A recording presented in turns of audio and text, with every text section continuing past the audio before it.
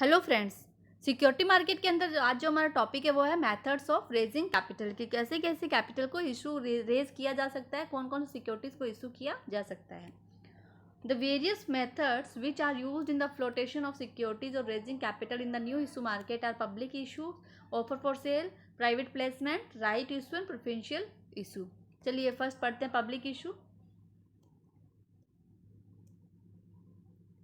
It is very common for the companies to raise fresh capital for meeting the long-term requirements through public subscriptions. It is not only a platform for raising capital to establish new enterprises but also for expansion, diversifications, modernizations of existing companies. On this basis, there are two types of public issue.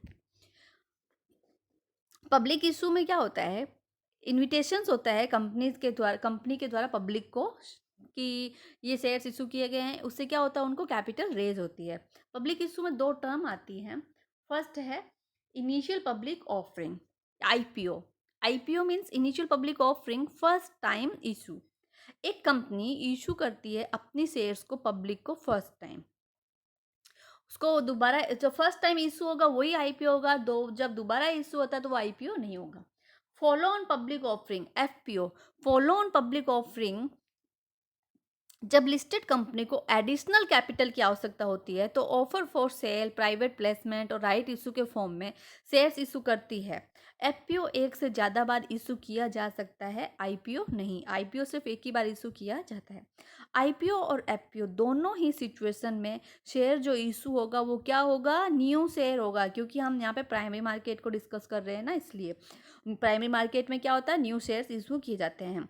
क्योंकि हम किस market की बात कर रहे थे, primary market की। और प्राइमरी मार्केट हमने पढ़ा कि प्राइमरी मार्केट में न्यू शेयर्स में डील करता है जो पहले से इशू नहीं हुई हो, इसलिए आईपीओ और एफपीओ दोनों ही शेयर न्यू शेयर इशू किए जाते हैं। दोनों सिचुएशन में आईपीओ और एफपीओ में न्यू शेयर इशू किए जाते हैं। आईपीओ में फर्स्ट टाइम इशू किया जाएगा और एफपीओ में बार बार इशू किया जाता है। फर्स्ट टाइम मतलब यहाँ पे इसने 50% शेयर इशू कर दिए तो वो आईपीओ है। उसके बाद जो 50% वही सेम शेयर आगे इशू किए जा रहे हैं तो वो एफपीओ है। देन आता है offer for cell. Offer for cell, it is usually adopted in the case of large fresh issue where the company does not issue prospectus, issues houses or financial institutions issue statement like prospectus called offer for sale as an advertisement in the newspaper for inviting applications from the public at a price generally higher than the purchase price.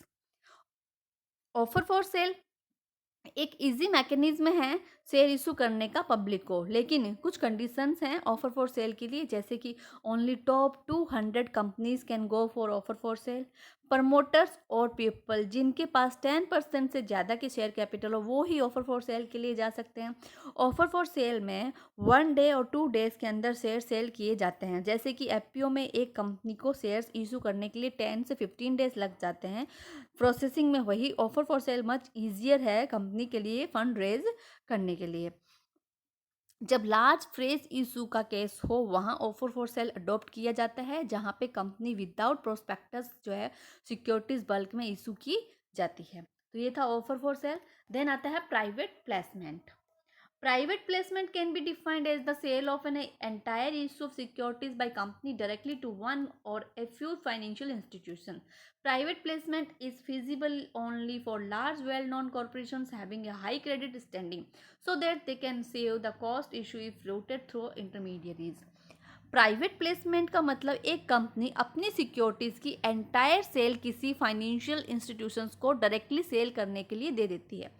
कुछ large well non corporation हैं जिनकी high credit rating होती है, उनके लिए private placement feasible होता है।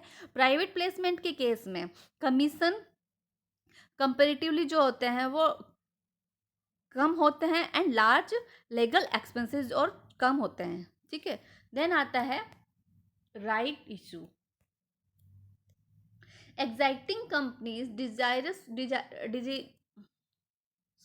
exciting company desirous of issuing additional securities can offer them to exciting shareholders in proportions to their holdings. This practice is known as privileged subscriptions. It refers to the sale of shares to the exciting shareholders as a matter of their privilege of right. The right to be offered the additional share issued is granted by the statute to the exciting shareholders. Right issue पे मैं video जो है वो बना चुकी हूँ, तो आप उस वीडियो को देख लीजिए, जिससे राइट इशू के बारे में आप अच्छे से समझ जाएंगे। एग्जाइटिंग कंपनीज क्या करती है, एडिशनल सिक्योरिटीज ऑफर करती है अपने एग्जाइटिंग शेयर होल्डर्स को ही, वो क्या कहलाता है, राइट इशू कहलाता है। और इसके बारे में मैं अलग से आपको वीडियो बना चुकी हूँ, तो आप उसको एक बार देख लीजिए। देन आता है preferential issue. A preferential issue is an issue of equity shares और a convertible securities by listed companies to a select group of persons which is neither a right issue nor a public issue.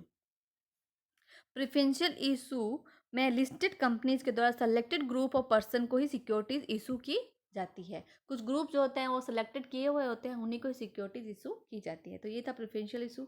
I hope कि आपको methods of raising capital समझ में आया होगा। Thank you.